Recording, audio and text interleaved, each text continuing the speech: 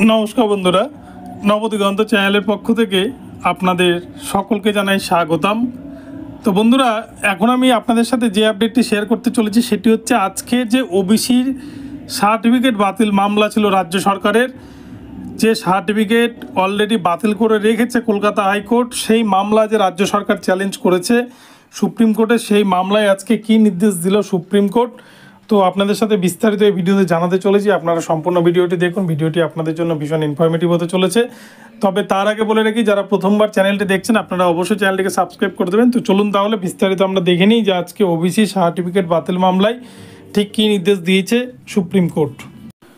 তো বন্ধুরা, প্রসঙ্গত বলে রাখা হলো, আপনারা জানেন যে আজকে কিন্তু সুপ্রিম কোর্টের যিনি প্রশাসনিক প্রধান ডক্টর ডিওয়াই চন্দ্রচূড় স্যারের দ্বারা গঠিত 3 সিনিয়র বিচারপতির বেঞ্চ, যেখানে কিন্তু ডিওয়াই চন্দ্রচূড় স্যার তিনি নিজেও রয়েছেন, সেখানে আজকে দিনভর এই ওবিসি সার্টিফিকেট বাতিল মামলা সবথেকে বড় একটা ইস্যু, যেখানে কিন্তু প্রায় 5 লক্ষ ওবিসি সার্টিফিকেট হোল্ডার তাদের ভবিষ্যৎ প্রশ্নচিহ্নের মুখে, তাদের যে রিজার্ভেশন পলিসি, রিজার্ভেশন রুলস, সমস্ত কিছুই কিন্তু যে প্রশ্নের মুখে। সেই জন্য এই মামলাটি খুব গুরুত্ব সহকারে আজকে দেখছিলেন বিচারপতি ডিওয়াই চন্দ্রচূড় স্যারের বেঞ্চ।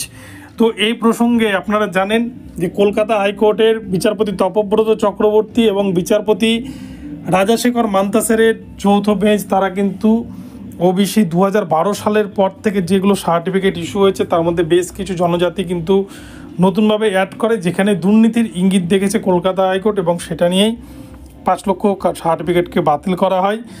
তো এই প্রসঙ্গে আজকে কিন্তু কলকাতা হাইকোর্টের সেই রায়কে চ্যালেঞ্জ জানিয়ে সুপ্রিম কোর্টে যাওয়া হয়। সুপ্রিম কোর্টে এই মামলায় আজকে দুই পক্ষ থেকে, অর্থাৎ রাজ্য সরকারের পক্ষ থেকে এবং অপরদিকে যারা মামলাকারী ছিলেন, মূলত ওবিসি সার্টিফিকেট বেআইনিভাবে দেওয়া হচ্ছে বলে কলকাতা হাইকোর্টে মামলা করেছিলেন, সব পক্ষ থেকে কিন্তু আজকে জোরালো দাবি তোলা হয়।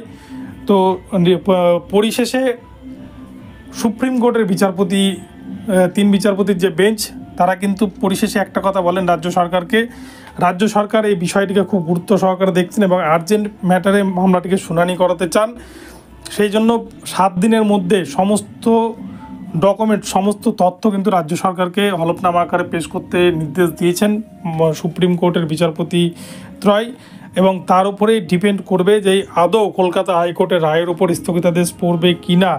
এই বিষয়টি কিন্তু আজকে কোনো রকমের স্টে অর্ডার বা স্থগিতাদেশ পড়েনি, সেটা সুপ্রিম কোর্টে আগামী 7 দিনের মধ্যে সমস্ত কিছু জমা হওয়ার পর তারপরেই কিন্তু বিচারপতিরা ঠিক করবেন যে আদৌ এই মামলার গতি প্রকৃতি কোন দিকে যাবে, বা কলকাতা হাইকোর্টের রায় বহাল থাকবে কিনা, বা কলকাতা হাইকোর্টের রায়ের উপর স্থগিতাদেশ পড়বে কিনা। সমস্ত কিছু কিন্তু রাজ্য সরকার কি তাদের ডকুমেন্টস সাবমিট করছে, যে রাজ্য সরকারের 2012 সালের পর যে এখতিয়ারে রাজ্য সরকার কয়েকটা জনজাতিকে ওবিসির মধ্যে অন্তর্ভুক্তিকরণ করেছিলেন, যেটাতেই মূলত রাজ্য সরকারের এই কর্মকাণ্ডে কলকাতা হাইকোর্ট দুর্নীতি দেখছিলেন। তো এখানে রাজ্য সরকারের আদৌ পাওয়ার রয়েছে কিনা এই বিষয়টা কিন্তু সুপ্রিম কোর্ট দেখবে। যদি সেক্ষেত্রে রাজ্য সরকারের পাওয়ার সত্যি থেকে থাকে, তাহলে কিন্তু হয়তো কলকাতা হাইকোর্টের রায়ের উপর স্থগিতাদেশ পড়ে যাবে, নইলে কিন্তু কলকাতা হাইকোর্টের রায় হয়তো বহাল থাকবে।